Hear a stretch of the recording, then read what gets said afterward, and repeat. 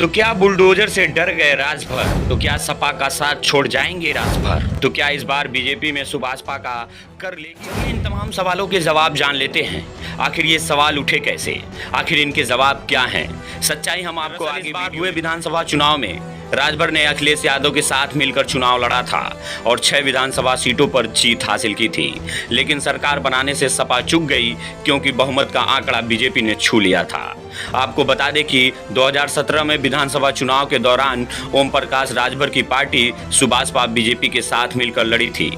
NDA के सत्ता में आने के बाद राजभर को योगी सरकार में मंत्री के तौर पर भी शामिल किया गया था। लेकिन 2019 सभा चुनाव के दौरान दोनों दलों के बीच खटास पैदा हो गई। इसी वजह से चुनाव खत्म होते ही योगी आदित्यनाथ ने राजभर को अपने मंत्रिमंडल से दिया था। उसके बाद से ही राजभर ने प्रदेश में बीजेपी को हराने का अभियान छेड़ दिया था और 2022 में विधानसभा चुनाव से पहले वो अखिलेश यादव के गठबंधन में शामिल हो गए थे।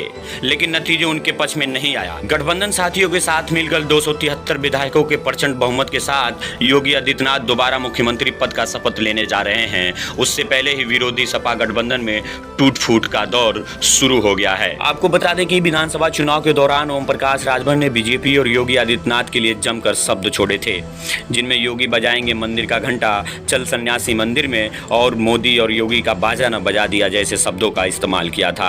लेकिन जूही और सपा ने बहुमत का आंकड़ा नहीं छू पाई, जिसके बाद ओम प्रकाश राजभर के दिमाग में बाबा का बुलडोजर का डर समाने लगा। ऐसे में विधानसभा चुनाव के परिणाम के बाद राजभर के तेवर नरम पड़ गए थे और जहां तहां बयानबाजी देने से बचते रहे। ऐसे में लोगों ने समझ लिया कि बाबा का बुलडोजर अब ओम प्रकाश राजभर को भी डरा दिया है। बताया जा रहा है कि सुहेलदेव भारतीय समाज पार्टी के राष्ट्रीय अध्यक्ष ओम प्रकाश राजभर सपा का साथ छोड़कर एक बार फिर से बीजेपी का दामन थाम सकते हैं। राजभर ने शुक्रवार को गृह मंत्री और बीजेपी के पूर्व राष्ट्रीय अध्यक्ष अमित शाह से नई दिल्ली में मुलाकात की। बताया जा रहा है मुलाकात के दौरान उत्तर प्रदेश चुनाव प्रभारी धर्मेंद्र प्रधान भी मौजूद रहे।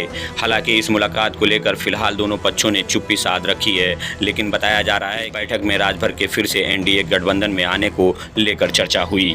इस मुलाकात की फोटो जब से वायरल हुई है तब से सियासी गलियारों में चर्चाएं तेज हो गई हैं। ओम प्रकाश राजभर भी एनडीए का हिस्सा न बन जाएं, लेकिन अभी दोनों पक्ष इस मामले पर चुप्पी साधी हुई है। ऐसे में देखने वाली बात यह होगी कि बीजेपी पर चुनाव के दौरान तीखे और व्याख्यात्मक शब्दों का प्रयोग करने वाले राजभर सपा में कब तक टिकते हैं और अपना भविष्य और बुलडोजर से कब तक बच